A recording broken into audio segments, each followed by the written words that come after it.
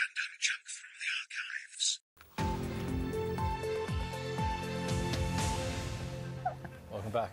Our next guest is an actor whose dwarfism has opened doors throughout his career, from playing an Ewok in Star Wars to starring in a Ricky Gervais sitcom. Tonight, though, it's Warwick Davis's skill with a mixing bowl and a whisk being tested as he competes in the comic relief special of the Great British Bake Off. Well, Warwick's with us now. Morning, Warwick. Good morning. Good morning. Got nice, good pastry hands this morning? Yes, indeed. Good. Yes, right temperature and everything. Let's see how you got to grips with it then. Here you go. Back of hands. Lay it in.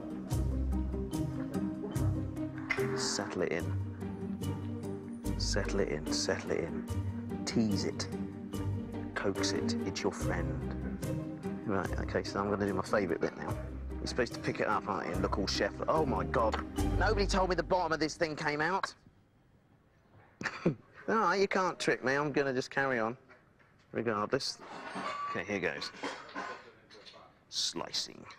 So I'm letting the tin just slice through this now. Oh, look at that. Like, It's like you're an expert. it looks like that, doesn't it? Good recovery.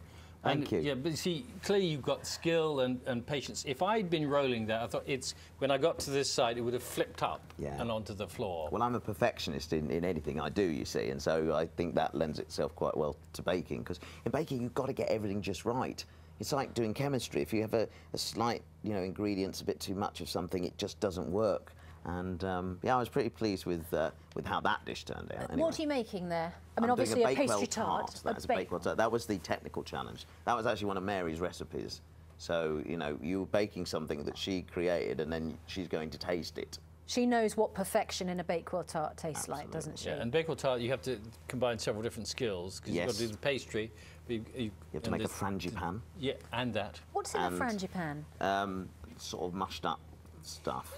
Yeah. Almonds, I think, were the basis of it, and Some I had sugar. to just do. Yeah, it tastes quite nice. Was it very competitive? You've Duncan Bannatyne. It was extremely competitive. Actually, Duncan Bannatyne took it again seriously. Yes. And who else was on your? We had Simon Reeve and Andy from Blue Peter as well. So who again was obviously skilled. They've done cooking things on Blue Peter. So yeah, it was tough competition. Duncan, though, he took it very seriously, but did blame his tools a lot. Which you shouldn't do, should you? Well, his pastry was not a patch on yours. Not a patch. Well, my mum's a great baker, and I grew up eating the most wonderful pastry. She used to make me actually pastry pies, because I was that fond of pastry. She used to make a pie that entirely was pastry. So what? So that's a pastry base and a pastry lid. Pastry, like a slab of pastry. I think she's just kidding you. Actually, she just couldn't be bothered. Look, it's a special pastry pie. Were you one of those people who was tempted, as I still am, and I'm sure it's not good for you, to eat the raw pastry? Oh yeah, we did that all the time as kids. It gives you such a bad tummy ache. Well, I don't remember the tummy ache. I just remember it tasted delicious to be able to sneak a lick of the mixture. But you're not supposed to do it. Health and safety. You had some experience going into the Comic Relief Bake Off. I mean, yeah. So did you practice much before you went? Did you feel nervous? You have to come up with two recipes. You've got your signature bake, which I did iced biscuits. Listen to you with the bake. And then you do, well, it wasn't really my thing. I mean, it's like, what can I do? We had to do biscuits. That was the theme. I wanted to do shortbread, obviously, but we weren't allowed. So it was an iced biscuit we had to do. And then for the sort of showstopper, I did a gatto, which was huge. In fact, it went a bit wrong, and I needed a ladder to kind of decorate it. Honestly, it was the biggest thing. I could barely see over the top of it. It looked very impressive, but a little bit difficult to get a sort of slice that was reasonable to eat. It was ever so thin, but it looked great. The layers, you have to go all that layers. They love all that. It does. It is literally a showstopper. I was just tempted to sort of just fill it with alcohol, because Mary loves a bit of a tipple, and just thought, well, if I do that, she's going to love it. But yeah. We shall see what happens. Absolutely. Yeah.